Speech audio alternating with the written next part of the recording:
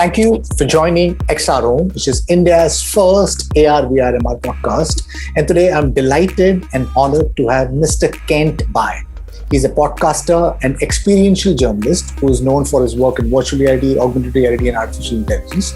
He's also a speaker, XR Evangelist, and the founder and the host of the Voices of VR podcast. So Kent, it's a complete pleasure and honor to have you on the podcast. And you're the reason I'm doing this, because in 2015 I discovered virtual reality, and somewhere got to know that, through media, that you were doing this podcast, and I thought, oh wow, how cool is that? And there was nobody doing something like this in India. So I thought, okay, here's an opportunity. I could kind of converse with people over here, try to nudge them and make them understand what this technology is and what this could do. And so that's the reason I do what I'm doing. So thank you for being the inspiration. And I hope that more people understand the potential of this technology and start doing something like this, because I get excited by even talking to or reading about the possibilities of what AR/VR can do. And that's the reason I do this. So really appreciate, and I'm really honored to have you on the show. So let's start with your podcast, the Voices of the VR podcast. You've been doing this I don't know, I think 9 years?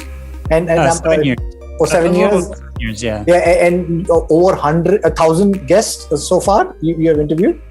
Yeah, so I've recorded probably around 1,600 interviews since May of 2014. So it's been a little over 7 years now. And I've coming up on publishing episode 1,000. So I've published about 2/3 of what I've recorded.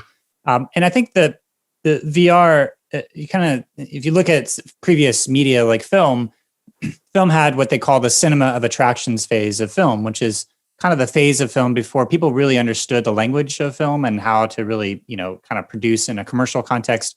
A lot of like the cinema of attractions meant that there was a lot of films that are being used at, places where you'd go to a carnival or something and you would go watch and film. So it was like an attraction that you would go see. But there was a lot of experimentation that was happening before a lot of the full medium was really fully figured out. I think we're sort of in a similar stage here with virtual reality. And part of the reason why I started the podcast was that, I wanted to make experiences. And I think at some point I probably still will make different experiences. However, there hasn't been a lot of like textbooks or instructions for how to, do the medium. And in large part because people are still kind of figuring it out. And that's because there's so many different types of disciplines that are being fused together in this medium, whether it's architecture to neuroscience to theater and dance and the cinematic affordances of film and storytelling there, and video games and agency and interactivity and human computer interaction with, web design and, all these things are all being kind of fused together in the medium. And there isn't necessarily like an established way to kind of figure out how to do that type of experiential design. So what we've really been seeing for over the last 7 years is this kind of oral tradition of people gathering together who have made experiences, and they've been just sharing their insights as they've been kind of tinkering around and making different experiences. And in that, I've been just going to probably somewhere between 70 and 90 different gatherings, and then lots of virtual gatherings over this past year, and just start to kind of capture this oral history as people have been figuring out this medium. And yeah, just like I said, I've been able to kind of talk to people who are really at the bleeding edge of whatever their discipline is, whether that's architecture or neuroscience or game design. So that's kind of a little bit of a context. And, for me, I just had this insatiable curiosity and, kind of trying to figure out where this medium is at and where it's going, and kind of taking a sample from lots of different people to kind of get their sense of where this is all going. So from that, I think I get a little bit of a mosaic of perspectives over the last 7 years to kind of really understand what this medium is and where it's going. Post the COVID, what we've got to know is like the geography is almost getting history, right? So instead of possibly taking flights and going to these events, physical gatherings, possibly, maybe in the next few years, we could all be doing this in the virtual world. And almost all of the industry verticals, I guess it's going to be completely transformed. Some of them disrupted if you don't change right now, because like you mentioned, almost all of the industry verticals, right from your education, your healthcare, to storytelling, to gaming, training, all of these are going to get completely transformed. Over the 7 years, you said, you've been to around 70 or 90 events and around 1,000 plus podcasts. what has been the learnings and how excited are you for AR VR? I think there's amazing potential. There's also a lot of risks. So a lot of the work that I've been doing lately is also looking at some of the ways to kind of prevent harm from this technology, but there's also a lot of things that are going to be enabled. The way that technology diffuses goes through like a number of different phases and cycles. And so as we talk about, yes, this is going to, potentially impact all of these different domains of human experience. They're not going to be all addressed at the same time or equally. I mean, something like education, it has lots of potential and applications. However, the funding for education is not the greatest. So you have some experiments, but it's all been kind of homegrown. It's, once you get like in China, there's lots of money that's being put in, invested into VR. And that's when you have like a whole government that's at the level and the scale to invest the resources to be able to do that, then yeah, you're going to have some real impact on sort of K through 12, kindergarten through 12th grade here in the United States, at least. That's sort of the primary education. Learning the principles of experiential design has really started in the gaming realm because people are already familiar with the pipeline for a 3D asset. So moving from 2D to 3D is this whole entire paradigm shift in terms of how you produce real-time graphics that are optimized, and the skill sets that you need in terms of Blender and Unity and Unreal Engine and all the different ways that you're rigging different animations and the programming languages that are involved in each of those. That's quite different than, say, creating a 2D website that's pretty static. So we're moving from this sort of static model into a dynamic, real-time, almost like blending together high agency with like the video game realms into now all of a sudden you have this sense of embodiment. And then you have the enterprise application. So, you have an academia, they're kind of tinkering and they're pushing forward what's even possible a lot of times. And then take those ideas from academia, those prototypes, and then you start to deploy them into an enterprise context where there are people who have funding to be able to start to get some sort of business value. And it's worth having someone do a custom handcrafted bespoke application. But eventually you move into the mainstream, which is kind of where we're at in terms of the hardware, the technology. There's still quite a lot of software applications that are enterprise, even with the sort of consumer grade hardware that's been made available. But with that consumer phase, that's where you have the Oculus stores and Steam and the Epic Game Store eventually, as well as itch.io. You have these different distribution platforms to be able to actually deliver the content. And then eventually, maybe we'll get to this place of mass ubiquity. If you own the distribution platform, the technology, then you're able to kind of have a functional monopoly on an industry, which, it's arguable that Apple and Google have with cell phones. Now, will that continue to play out with like Facebook and Apple when it comes to augmented reality with Microsoft in there? That's yet to be seen as to whether or not we'll continue to have where computers and PCs used to be with these open platforms. Or if we're going to have something that's a little bit more of these kind of closed walled garden model that we have a little bit more in the cell phones. The new thing relative to all the other different communications mediums is this sense of embodiment that we actually have a physical sort of presence. We have an avatar representation, and we actually feel like we're in the place that we're in and that it's plausible. But I think, overall, a lot of what I've been trying to do is go to these conferences and kind of see what's in those kind of enterprise phases or those duct tape prototypes to see, here's an idea, here's a concept. Okay, this is going to percolate through. Now it's going to reach into that enterprise phase and eventually it's going to go into the mainstream. So we've seen, with different technology platforms, starting with virtual reality, then like spatialized audio, and then eventually haptics and maybe other, things with our touch and taste. But, those have been, where you have at the film festivals and the location-based entertainment is another place to kind of like prototype some of the future technologies that it may eventually get into a consumer product in our homes. But overall, these are experience machines where, Jeremy Bailenson had a book called Experience on Demand. And I think that's pretty spot on in terms of the idea is that you're going to eventually be able to just kind of dial in any experience that you want to have. And you're able to kind of like simulate it in a way that it's approaching it. It's not going to fully replicate it, but it may be enough for you to kind of get the gist of that experience.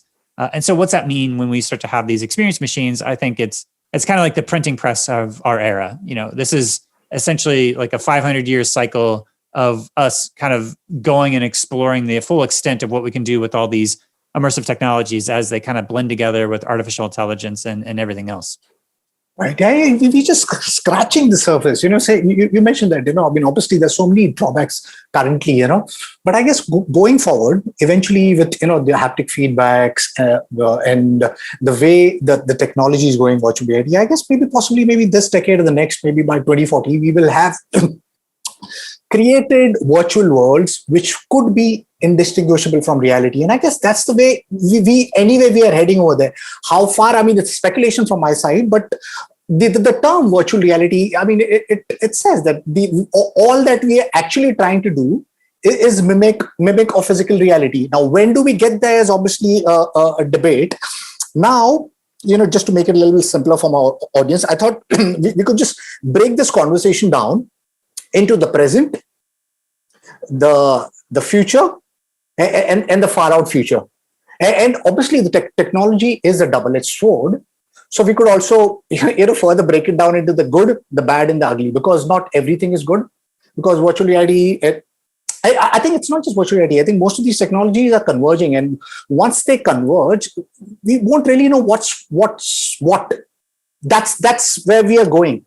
So would you like to start with the present, the current, where we are with the technology? What, according to you, is the use case or a solution which you think is going to have the deepest impact, whether it's enterprise or consumers? What do you think is going to create that transformation in the immediate, I mean, now or in the immediate future when it comes to virtual reality?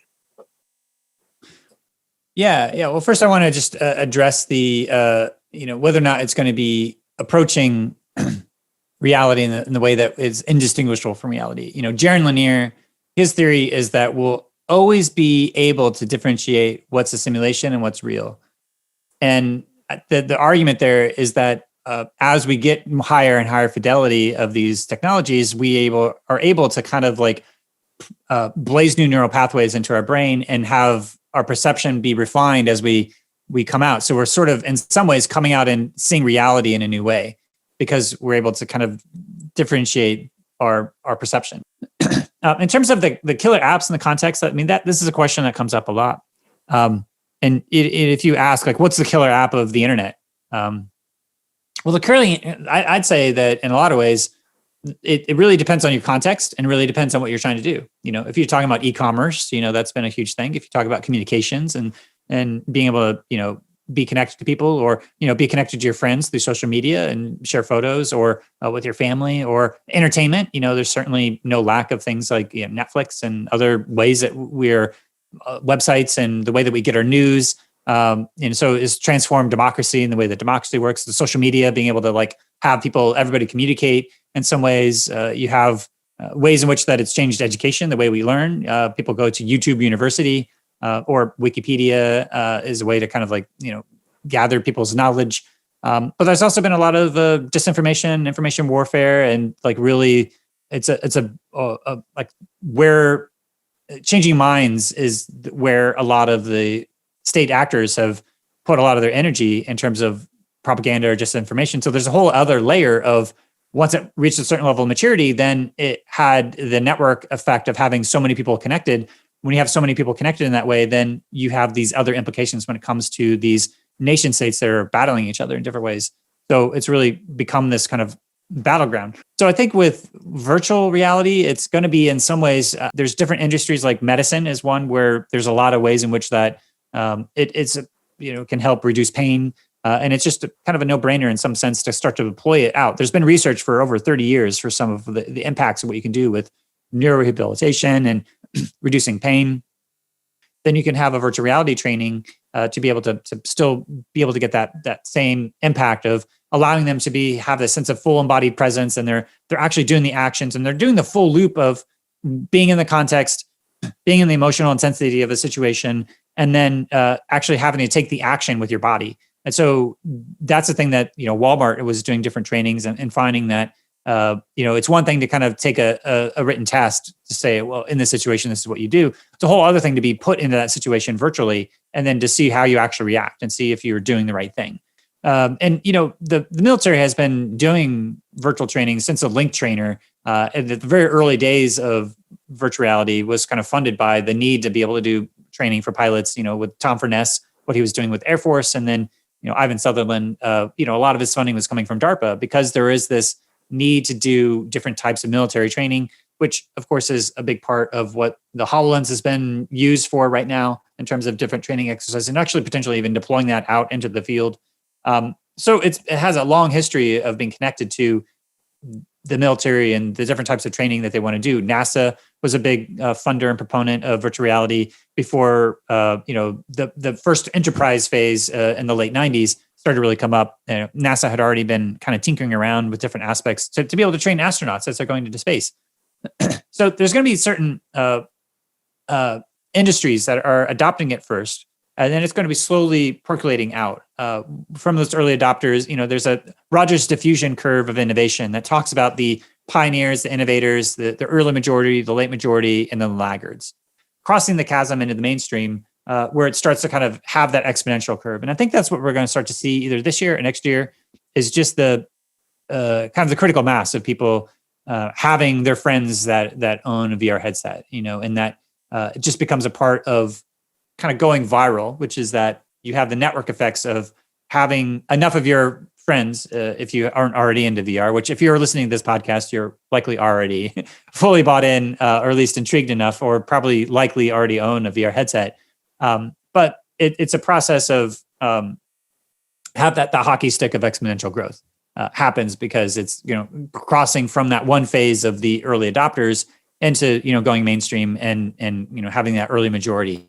So that's the near term. But I'll pause there, and we'll sort of have, if you have any reflections or any specific questions. Very cool, lovely. Yeah, obviously, from my perspective, I see that there's just so much problems with AR VR at this point in time. Yes, it can transform each and every industries. The growth of this technology is very, very slow globally, not just here in India, but globally, because we still not seeing that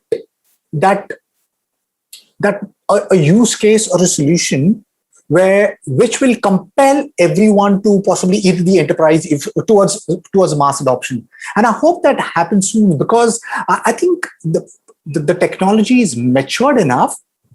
But yes, still there is so many problems with it, like the price points, developing content. It's still quite cumbersome, and all of those, I think eventually are problems which will eventually be solved, because I guess it's not just the biggest companies, some of the biggest tech companies who are vested in it and trying to solve those problems. It's also the startups and developers around the world who understand the potential and are doing their bit to kind of figure those and solve those problems. So I'm excited for the future. And I hope you mentioned that you said that possibly in another 1 or 2 years, maybe we could, go towards mass adoption. And I hope that's true.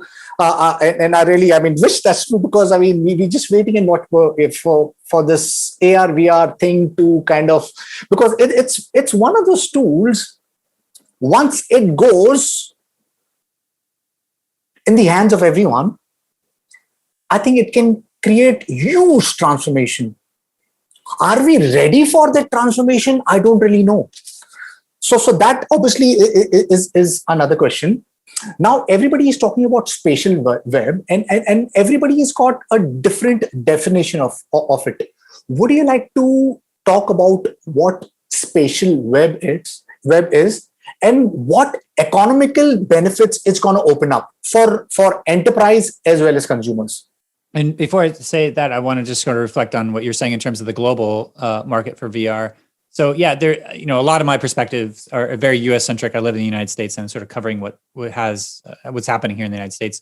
I have been able to travel around to different places around the world. I haven't been able to travel to India to be able to see firsthand, but I know that I've talked to people from India and how it was just difficult to even buy some of these headsets. There wasn't like officially on the list, and there's kind of like in some sense a black market to be able to actually get headsets. Right. So I don't know if you've had to be able to, like, is it can you just go and buy a VR headset in India? Well, not exactly. So there's none of the companies officially sell it over here, not Facebook, not Microsoft. So it's a complete process. It's extremely cumbersome because you have to obviously, get it either from China, US, or Europe, and then there is this the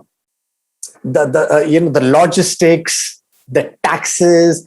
So the people who sell, who sell it on Amazon or Flipkarts and stuff like that, they sell it for possibly maybe 2 or 3 times more than the rate. So XROM, what we are trying to do is trying to create accessibility of the hardware and the software. And we're trying to, our vision is to bring the price points as similar as what you could get the product in maybe like a US or UK. So that's the intention with XROM, the marketplace. The economic decisions that these companies make to not make it available at the same price, or just, you kind of have to, it's difficult for people to just get access to the technology. So just to start there in terms of, as we talk about the global diversity within virtual reality, there's issues there in terms of just the limited set of where these companies are even making these headsets available. Right. Now, so the web is sort of, if we sort of go to that point of the question, it's a tragedy of the type of intellectual, cultural heritage that we've had from the experimentations with the early days of VR. You can't actually run it on most systems because of the ways in which that the technology stack was so kind of brittly put together, but not really thinking about backwards compatibility and archivability. It's all about like being able to use all the cutting edge latest stuff right now, but you're not worried about being able to see that experience like 10 or 20 or 30 years from now.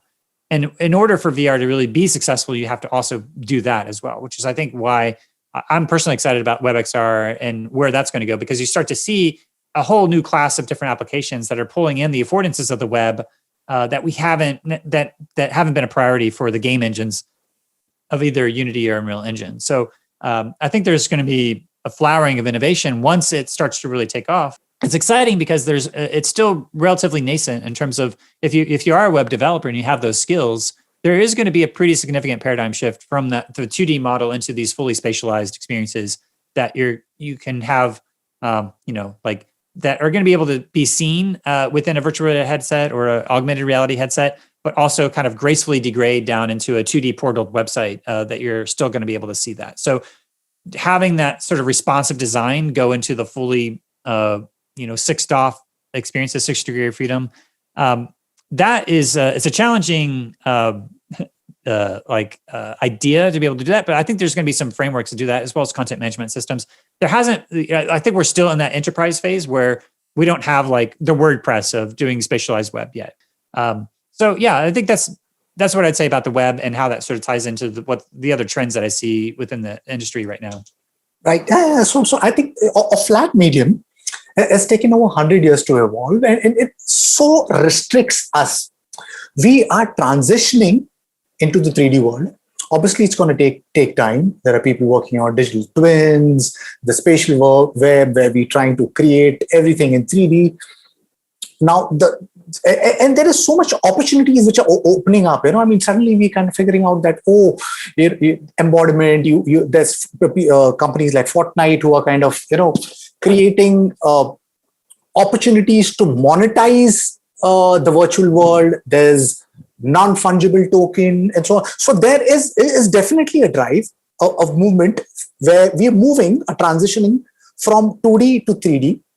It's going to take some time, but once it does, I think the entire, if we'll get into the next evolution of computing, the spatial web or whatever we call it. Now, not everything is going to be good when we get into that world, because when we get into that world, I believe by then we will have a device, a head wearable device, maybe something like this, which will have inside outside tracking, which already has at this point in time. It'll capture everything and anything that we look at. Now, what happens to the data captured? That is a conversation I guess nobody is having at this point in time. So what are the implications you see arising from a world like that, where anything and everything is being captured? So Apple is a good example in terms of privacy.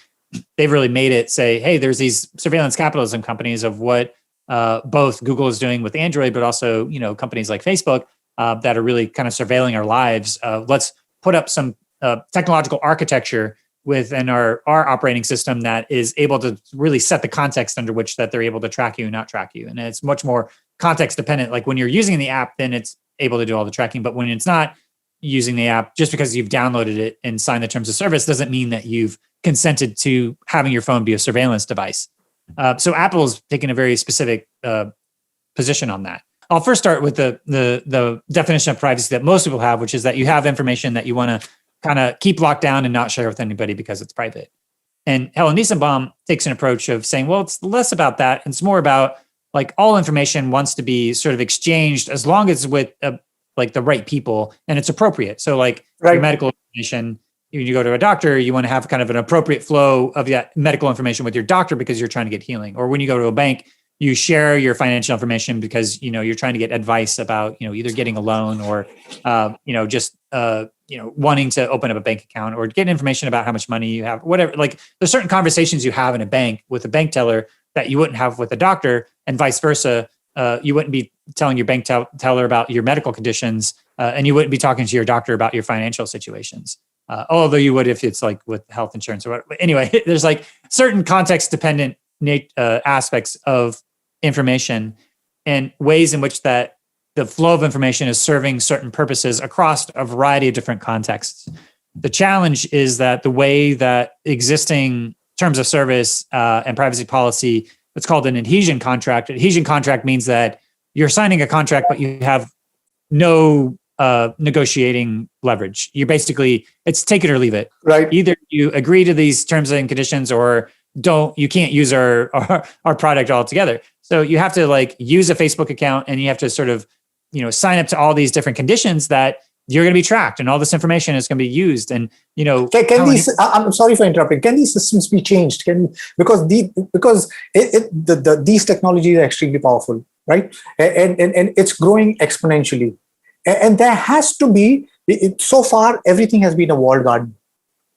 If the future of the web is not decentralized, then we be getting into a whole lot of problems. So can these systems be more open and decentralized? Well, I think it's, as you go through the different aspects of the economics is probably the biggest aspect of those different phases. And at this point, it's not economically viable to just do they haven't figured out how to make money on the web. The ways of exchanging value hasn't really been fully figured out because most of the things when they're transmitted on the web is through a model of, you get it for free or you have some subscription, but there's different business models that haven't, the economics of the web is still kind of based upon surveillance capitalism and ads. So the app store model within the closed wall garden has made it so that you pay the money and you are able to get your app and your experience, right? And the same type of ad-based revenues of the web, you still kind of run into the dilemma of like, are we going to be tracked and ways to kind of prevent that tracking? So yes, we'll get there, but it's going to take some time because the economic incentives are just not there yet. And even people that have access to, say, the Oculus Quest, where they can have access to these, WebXR experiences and a way of distributing it, it hasn't hit like a critical mass of having enough people doing it to kind of justify the cost it would take to sort of get ramped up and to learn. The tracking on the ads is still happening on the web. In fact, that's likely like being able to consent to all these different cookie policies and everything else. You're still, if anything, you're getting most tracked when you're on the web. So it's a dilemma of this sort of adhesion contract where you sign over your rights to all this data. And you're basically like, at that point, if you have a device that's recording the data, then the company can record it and do whatever they want with it. They have the terms of like the privacy policy that is telling you what they're going to do, but it's so vaguely written, it could really be interpreted to mean whatever they want. And the contextual integrity theory of privacy with Helen Niesenbaum is all about appropriate flows. So, when you're consenting to give her this information, you have no audit trail, you have no idea what's going to happen with it, and you have no idea as to whether or not it's being used appropriately or not, or ways that you expect. So I think that's sort of like the dilemma that we're in, which is how do you know if it's appropriate, and how do you have some sort of ways of having some checks and balances of, you could go on one end saying that privacy is a human right and we need the government to step in and be able to like prevent some of these things from happening. Or you go another end, which is that, you treat privacy as like a private property right that you own, but it's your ownership. Like you are sort of giving a license, like copyright, where you're licensing your data over, and they're paying you for your data in some way. A lot of ways, you're kind of functionally getting paid by getting access to the free service. So you are getting paid, and there is an exchange of value. But to take it to the next level of being able to actually kind of revoke your copyright license if you want, or to use it, and if you don't use it and you don't pay with your data, then you pay with money. That there's an option for you to actually pay and subscribe rather than having all the surveillance. Right now, there's no way to make that choice. There's no way to make a decision to say, rather than having all my data tracked, I'd rather just pay up front and pay like $10 a month to use this application. Maybe we'll get to that point and people will value their privacy more. But from the market perspective, when Apple provides the opportunity to not track, I think most people are going to decide not to be tracked. And then we'll kind of see how that just like landed within the last number of months. So we'll see how that ripples out, and maybe people will make a decision where they have more of like here, at least an Android and Google Maps as an example. Like people don't want to have their location tracked, so they turn off their location tracking. But when you open up Google Maps, say, hey, actually, in order for us to work, you need to turn on location tracking, and you click a button and it's tracking, right? So maybe it's something like that model where you by default don't have all this additional stuff that's being tracked. But if you have a specific application where you need to use it, then it's context dependent, and you're like, okay, I'm going to like turn this on for this specific context, and then I'm going to turn it off afterwards. So having that type of granular control is something we've already seen in the cell phones, and maybe we'll get to that point within VR as well. But that's kind of where we're at in terms of, we're in a asymmetrical situation where these companies have a lot more power than we do. What we saw with fake news and disinformation, it may be taken to a whole nother level when you have information warfare with closed feedback loop cycles that are tracking your biometrics and your physiological reactions in real time to be able to do kind of mass behavioral modification. So that's sort of like the dark side of the Black Mirror-esque type of scenarios of where this is going. And, it's really up to us in terms of, talking about these issues and like trying to figure out, do we prevent this type of dystopia from happening, or do we need to let it happen and then kind of try to reel it back once Exactly. it's gone? Exactly. There are actually nations who have pushing surveillance tech to another level. And I guess we all know about who are the nations who are actually doing things like this. Now, there is, with all technologies, there is an existential risk. It's largely when you talk about existential risk, you talk about artificial intelligence. But AR, VR, MR could also be one of those technologies. And in the beginning of the conversation, you said that there are companies who are militarizing AR, VR. DARPA has been at the forefront, and the biggest deal that we saw right now, obviously, was Microsoft, $21.9 billion, for their IVAS systems. And then there's so many other companies. Palmer Luckily, who actually created Oculus, his company Anduril, they're working on, they recently got a 450 million series fund, and he tweeted that they are building some technomancers. So, where does this stop? Like an autonomous system, so AI. Yeah, exactly. Where does this stop? Is it a zero-sum game? Because, obviously, Palmer Luckey says this is to, boost up the American military powers with the growing power of China. Where does this stop? Because it's like it's a cycle that never stops. So do you think, is this the right approach? Well, it's a reflection of our culture, at least here in the United States, where a lot of the budget for a government, I don't know what percentage or how many, there's like hundreds of billions of dollars that are given towards military funding.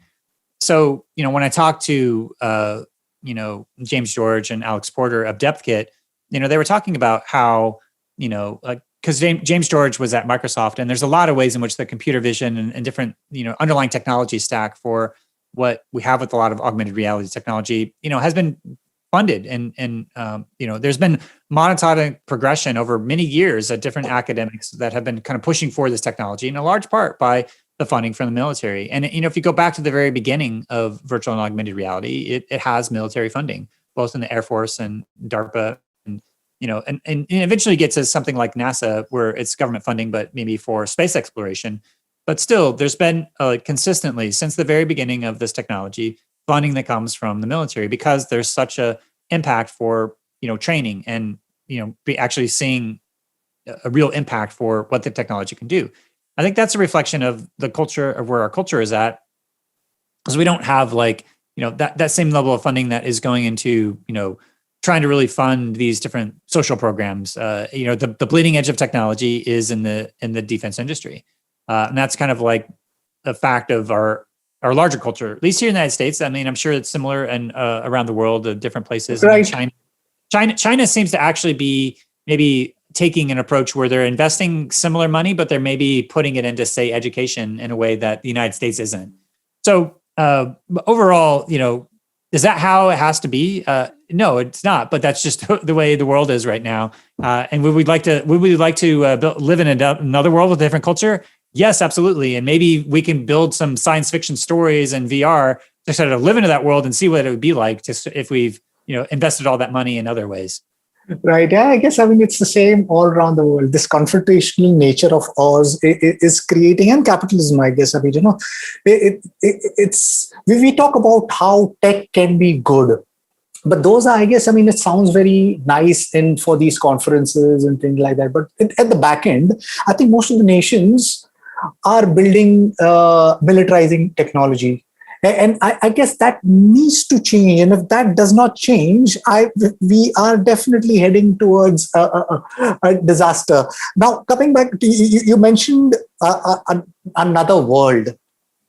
So when Virtual Ready came into existence, people spoke about full dive VR, a day when technology would mature enough that we would be able to emulate a physical reality completely.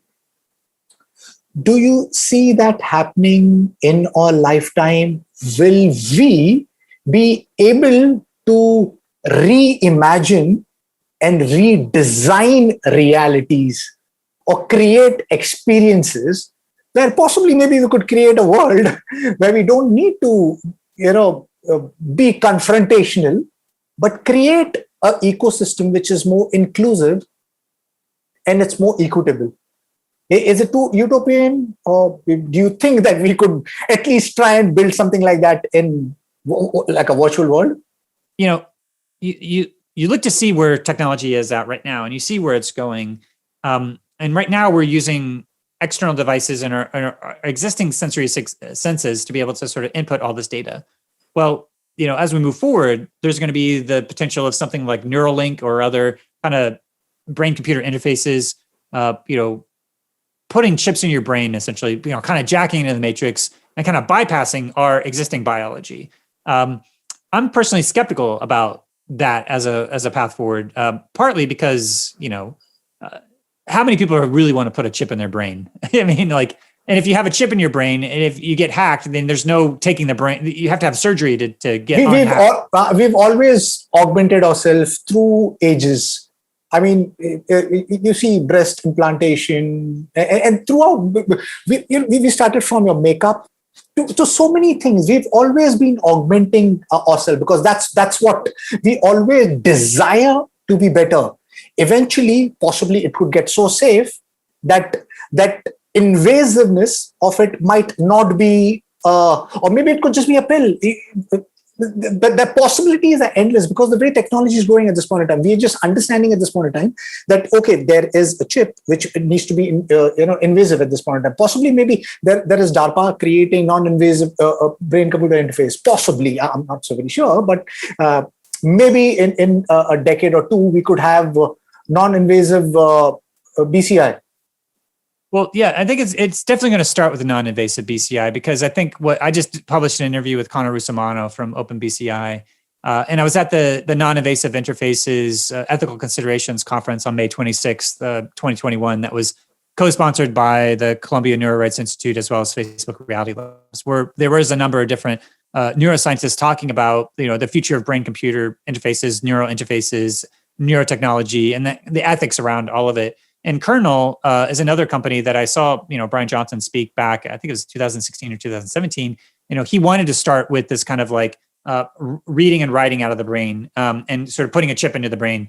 And then eventually they decided to go with the non-invasive route because, it just was an easier on-ramping. And also, when you start with putting invasive technologies, you're starting with people who are in a condition with a neurodegenerative disease where you're making their lives better, and they really have not much to lose to kind of do like that type of invasive surgery. So I think it's going to come from people who are dealing with different types of diseases where it's going to give a real functional increase to their life, and you can really measure that.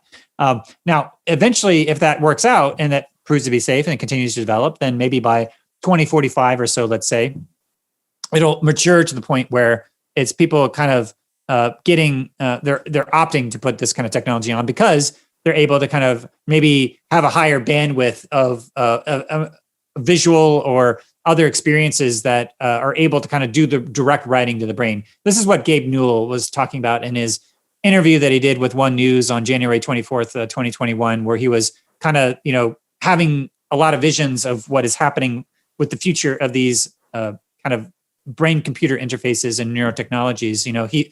Valve Software obviously has created the Index and, as a gaming company, but Gabe Newell, the CEO and founder, is really, really, really into brain control interfaces. And they're doing a collaboration, an open source collaboration with Project Galea and Tobii eye tracking, where they're putting all these different sensors, and it's a non-invasive at first, but eventually, as we look into like the more invasive technologies, then the question is, we're going to hit a hard limit at some point in terms of resolution with our eyes. And then it may be possible in the future that you have even higher fidelity experiences than you can have in real life, sort of like hyper real. Now, again, I go back to what Jaron Lanier said, which is that he thinks that our perceptual system is going to continue to be refined to the point where we're always going to be able to tell the difference between what's real and what's not real.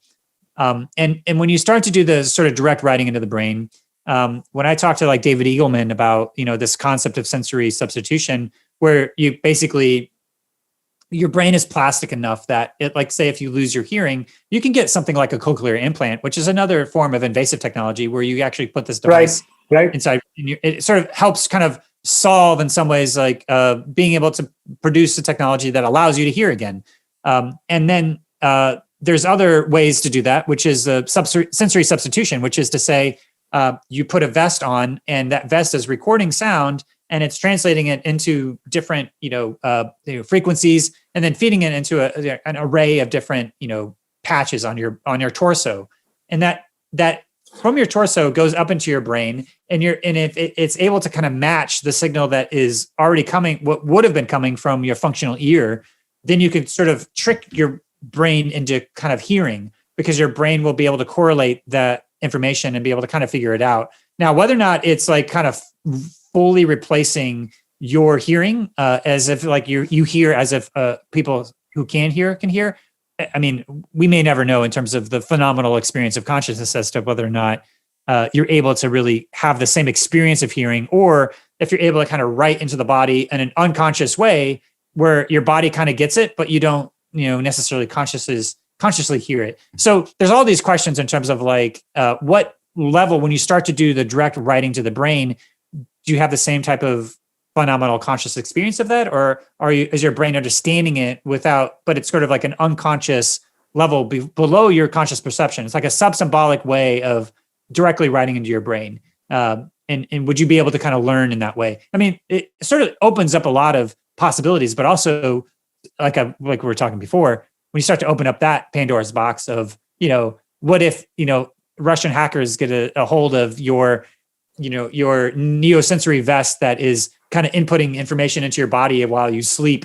Would that be kind of the functional equivalent of Neo when he learns Kung Fu in the Matrix? He's like, now I know Kung Fu. Well, would it be possible to kind of like do that type of direct writing into your body that's against your consent? Again, going back to the neurorights, your sense of your agency, the sense of your identity, the sense of your mental privacy, all of these things are coming up in terms of, once you have these technologies can do all this, how do we maintain those human rights? And how do you make sure that you're not doing something that's undermining your agency, or doing things that's fundamentally changing your identity and your personality and your characteristics of who you are as your essential nature of yourself, that gets, starts to get tweaked and modulated based upon being able to kind of functionally write into our software. So that there's a reason, I guess, in some ways I'm skeptical of kind of the more invasive technologies, because I feel like there's something about our embodied cognition and our consciousness that is happening from our perception and our existing sensory system. Like there's probably a lot of ways in which that we haven't really even fully explored the full extent of our sensory experience.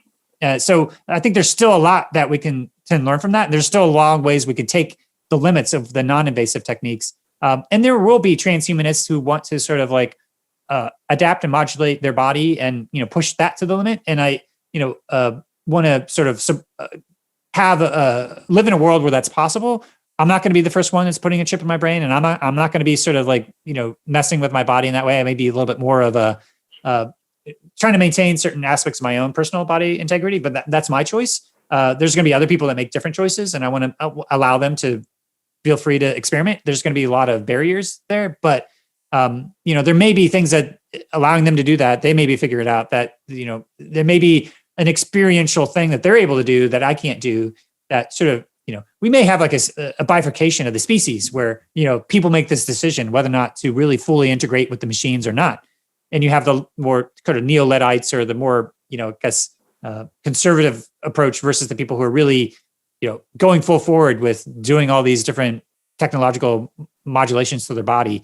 The unintended consequences of that, I think, are still unknown enough that I don't feel comfortable being on the first in line to be able to do that. But there are going to be people that are doing that, the transhumanists that really want to kind of overcome the limitations of their body, whether it's through depression or other sort of limitations of their accessibility. I mean, there's a lot of reasons why, we can already sort of say that we're, a lot of ways that we're functional cyborgs with the different types of surgeries that we're able to get with putting technology into our bodies. So, this is like an extension of that, but we're doing it recreationally because it's like the different types of experiences and entertainment that we want to have, but also just, it's like expanding ourselves out to have these sort of hyperhuman sensory experiences.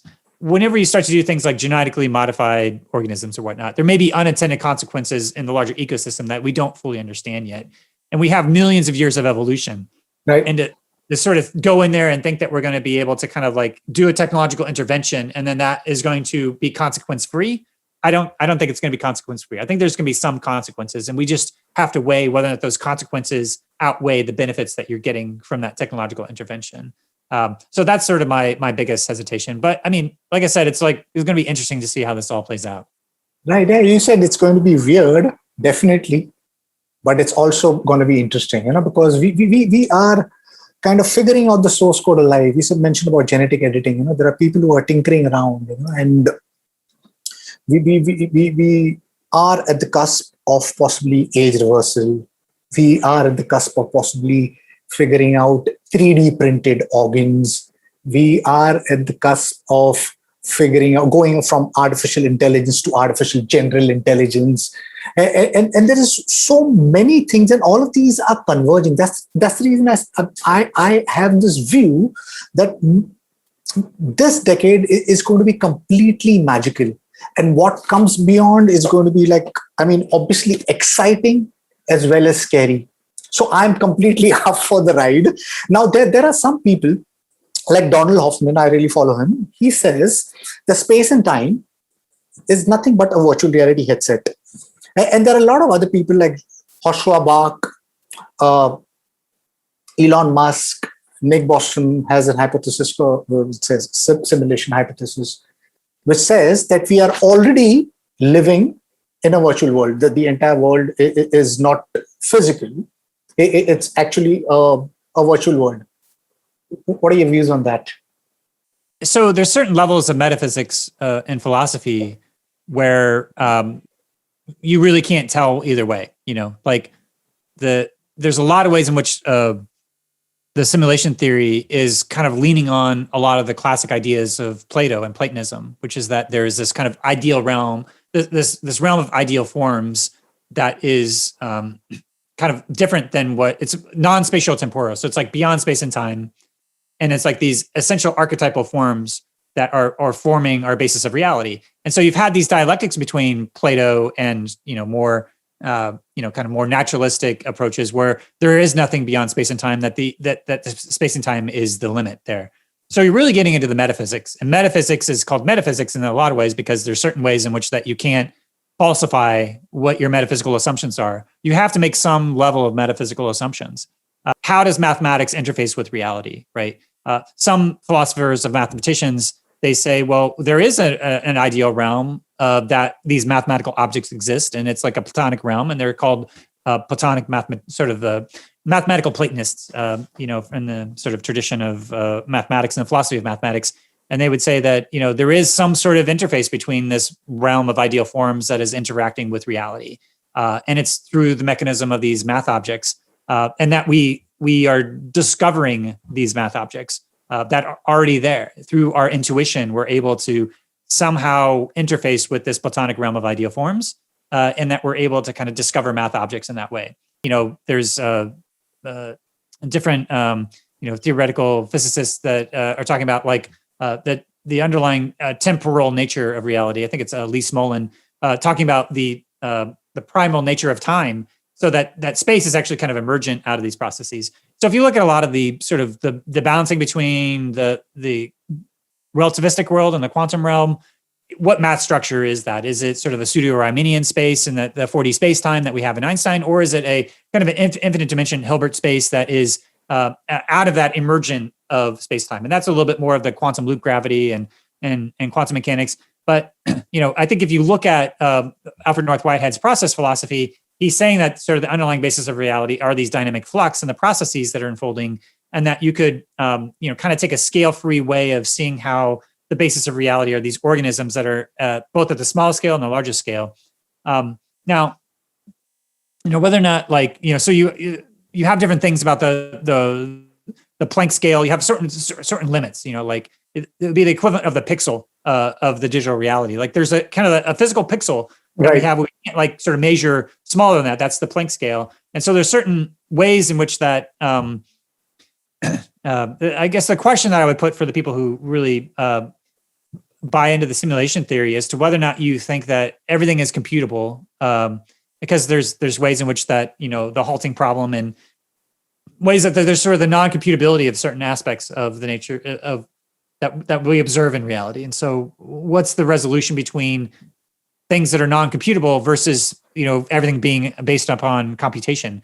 You have someone like Stephen Wolfram who is trying to translate all of the laws of physics and kind of a theory of everything, starting with sort of cellular automata and sort of like computation. So really taking a computation approach to physics. So his approach, maybe he'll figure out that, maybe this is all the simulation, because it sort of matches that everything is a simulation.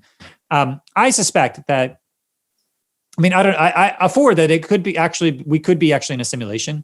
And that we're just, artificial intelligent or AGIs that are in the context of this simulation, and that there's someone outside of the simulation that's looking in, that's able to, see us. That would be in some ways in line with what Gödel would say, with the kind of Gödel incompleteness, meaning that any sort of formal system is going to be either consistent or complete, but that there's going to be things that are outside of the system that are true, but that you can't prove are true. And so maybe in some ways, this is one system that we can only prove some stuff are true, but you have to get outside of the system in order to really know that you're outside of it. Now, again, I'm more skeptical about the simulation theory, just in a lot of ways, because I think it can potentially lead to a level of nihilism, where you just sort of like, oh, well, it's all just a simulation. What's it matter? I like and also you kind of lose a lot of free will and agency. And there may be an illusion that we have. There's a lot of context dependent nature to the extent to which that we can express our agency, right? So we don't have total free will. There's always context limitations and things that happen to us. But I do like the idea of intentional action, that we can still take actions that are from our intentions, and we can express our agency in the world. I feel like I have an experience of being able to express my agency in the world. And I don't know if that, was within the bounds of the simulation. Like, just like you can express your agency in a video game, is all of reality a video game, and you can only express your limitations of your agency within the bounds of how the game is written. You can use that as a metaphor, but again, I go back to just like, that's kind of a metaphor for Plato's cave, and how there's this sort of interaction between how math objects may or may not be interacting with the nature of reality. And I think that I like the ways in which that, the 4D spacetime from Einstein sort of takes out any sort of potential. It's already happened. Like all of space and time has already happened in this sort of block model of the universe, right? Space-time is one entity and it's already all happened. Like this conversation, if you rewind and play it again, it would happen the exact same way again and again and again and again, according to this kind of block model. There's no ability for things to change. I don't like that because it feels like that sort of leads to a level of determinism that doesn't feel commiserate with the way that I like to see what the world is. Whitehead, it feels like every single moment has a certain amount of potential, and there's this co-creation of each moment and the concrescence of possibilities that are, kind of metaphorically the collapsing of the wave function, where there's all these possibilities defined by these probabilities, and Everett's mini world interpretation, all those potentials kind of fragment off into like an infinite number of parallel worlds that are orthogonal to our reality that we can't measure. We can't sort of falsify that. So that could be there. That could be what's happening. Or it could just be one potential that's collapsing and that reality is sort of concressing in that moment. I feel like that's a little bit more of an elegant solution. But mathematically, both are possible. So, philosophically, you have to maintain that both are possible. So I maintain that there's a possibility for the simulation theory. And I don't know if there's any way to test it or a way to really know. Right. So it's still in the realm of metaphysics. So then it becomes a question is that metaphysical story allow you to live a better life, or allow you to make sense of the world more, or allow you some sort of, I like other metaphysical stories. I like the metaphysical, the story that we're all kind of like in this participatory universe that's enchanted in a way that our actions that we're doing right now have the ability to kind of ripple out through all of the rest of the cosmos in some small way, that at each moment to moment, we're able to make choices and decisions to how we're going to show up. And maybe VR is allowing us to have a simulated experience so that when we get out of VR, we feel the difference between the types of things that can happen that are not programmed by a simulation versus things that we are in the context of a simulation, and how much things are similar. We're going to be able to maybe cultivate a nuance between, okay, we really know that we're in a simulation and we know that we're not. Maybe we already kind of have that when we go into a VR experience, because we are, going into the context of putting in the VR headset on. You always have something in the back of your head that reminds you that you're in the simulation, unless you wake up and you go fall asleep and you wake up in VR, or you take something like ketamine or other psychedelics where you kind of break that gap, where your brain can't really actually tell the difference between what's a simulation and what's not. So there are ways of using psychedelics to kind of invoke this type of experience. But more or less, you always still kind of like have something in the back of your mind that says, okay, I'm in a simulation. You can really feel present. You can lose yourself, but you still have a little bit of a suspension of disbelief when you come out of it. You kind of still able to kind of like differentiate what was the simulation, what wasn't. Maybe we'll get to that point, or maybe we won't. But I do think that, like, I like that idea from Jaron Lanier that we're subtly training ourselves to have more and more deeper perceptions, to be able to notice different subtle natures of the nature of reality. And maybe as we go into these simulations in VR, we'll be able to pick up and cultivate our own sense of intuition when we're actually co-present with the nature of reality. And we'll be able to notice things about reality that we couldn't see before because we went into VR and we've sort of changed our perception, and we'll be able to kind of more fully appreciate what's emergent in the moment, which is, I think, probably a big difference for what VR and AR is going to be. VR is going to be this sort of imaginal, go into things that are just not possible in reality. And then AR could be doing things that you actually really need to be co-present with other human beings and other human consciousness to be able to create experiences that could only happen in reality and only happen with people coming together at a certain place and time with a certain invitation, a certain context, to have a certain experience that could only come from those people coming together and to contribute whatever they have to contribute in that moment together, that you can't simulate with these simulated technologies. So I do think that we're going to start to see things like that, where there's going to be a differentiation between, okay, this really needs to be in VR because we need to be in reality for this, versus, okay, this is an experience that's probably going to work better in VR because there's going to be certain aspects of this world that are going to be easier to create. But I do think there will always be a difference between the synthetic and the simulated versus what we are experiencing in real life. And what that is, we may not have language for right now. It may be in the realm of intuition or ways that we can't fully articulate, but that over time, we're going to like sort of cultivate this subtle levels of awareness. We're going to be able to really differentiate the differences between what's real and what's not. Cool, fair enough. A last question to you, Kent. For the people, listeners who are not really aware about AR, VR, or don't really know the potential of AR, VR, what would be your pitch to them? And why do you think they should get into AR, VR right now, whether it's enterprise or individuals? And what comes next for Mr. Kent Bai? Well, if you are excited about, being able to participate in a community where you may be able to contribute something that changes the course of humanity. I mean, like there's some ways in which that Beat Saber is a game that was created by like three people. Three people are able to really change create the biggest VR game ever, right? And so many lessons taken from, exercise and innovation happening there. So if you're someone who thinks that you want to try something out, and it may be that no one else in the world has thought of that thing and they haven't been able to do it yet. You may have an idea that changes the course of how this medium unfolds. And that to me is really exciting. And there's an ethical and a moral imperative to say, like, if you also think how this could be used for harm or in a really negative direction, well, we also need you to be involved because, we may not have all the different ways of the laws and everything else set up to be able to really deal with all the ethical implications. I think we're going to be going through a time where we're going to be really needing the diversity of different perspectives and ideas of experiences, where it's really a pluralistic way with whatever your worldview is, whatever you believe, or whatever else, whether it's a simulation theory or whether it's there's certain traditions within India, whether it's the sort of the yogic tradition, the chakras, the Vedic astrology, whatever that ends up being. There could be things that are coming from Indian culture that are not from the West, that are different, and there may be insights into this medium that you're able to provide that literally no one else in the world can really piece together. And you want to try something out, and you may actually figure out something that's an affordance of the medium that is totally unique and really changes the course of how the medium unfolds. This is a time for those that exploration and the pioneering. The types of people that really benefit from those types of VR experiences may be the same type of people who have the least amount of access to it.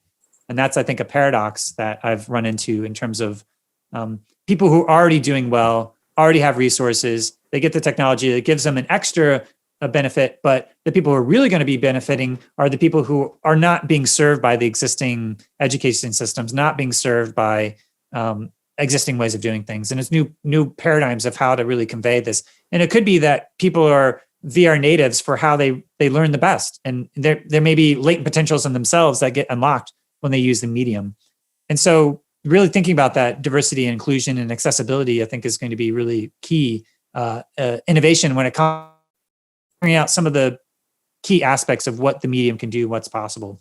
So that's what I'd say, why it's important to get involved. And think about that. What are the ways that you could share your culture and share different aspects and put it out into the world and have ways for people to learn about India and Indian culture and Indian philosophy, which is quite different than Western philosophy in a lot of different ways. So I'm excited to see. I want to see a lot more people from India that are creating these experiences because there's ways in which that I'm really drawn to different aspects of Indian philosophy. And I would love to be able to go into different experiences and then come out feeling like I know a little bit more about the culture and the people there, and create these contexts where you could maybe even potentially directly interact with people from India. I think it's an opportunity now to this experience on demand that Jeremy Valenson talks about. Like, you can create experiences that you already are happening in real life. Are there ways to translate some of those things? The final thing I'd say is that VR is a lot about us learning more about ourselves, to learn about other people, to learn about how to be in right relationship to the earth, and learning about all dimensions of reality. So those different contexts, you can learn about yourself, you can learn about other people, you can learn about different cultures and different aspects, and then learn about all these different contexts of what it means to be human. The potential of VR is that it's going to change the way that we relate to each other and the way that we understand ourselves and the way that we understand reality itself. Thank you, Kent. It was a pleasure and honor to talk to you. Thank you for sharing your insights. Yes, I guess we're living in exciting times. And there is so much opportunity. Technology is something which is democratized. At least internet has democratized knowledge. There was a time, obviously, we couldn't be possibly doing this maybe 20 years back, but because of internet, it's allowed me the freedom to reach out to someone who's sitting out in the US and create a platform where I converse with that person and then spread it out over here in India. So there is so much opportunity over here. And with the growth of technology, it's from my perspective, it's really exciting, but at the same time, it's scary.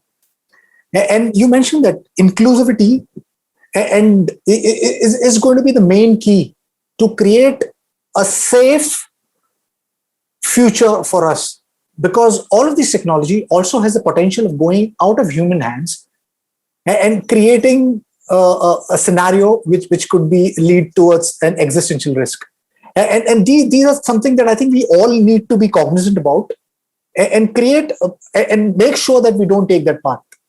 So thank you once again for being part of the podcast, sharing insight. Really appreciate you. And I'm going to bring this up once again. I have been inspired because of you. This podcast, XRO, wouldn't have happened if it was not for you. So thank you for being the inspiration. Keep on doing what you're doing. And to my listeners, if you like what you see here, please press the subscribe button. Until next time, see you guys. Bye-bye. Thank you. Thank you, Kent. Yeah. Thanks for having me on, Eddie. A real pleasure.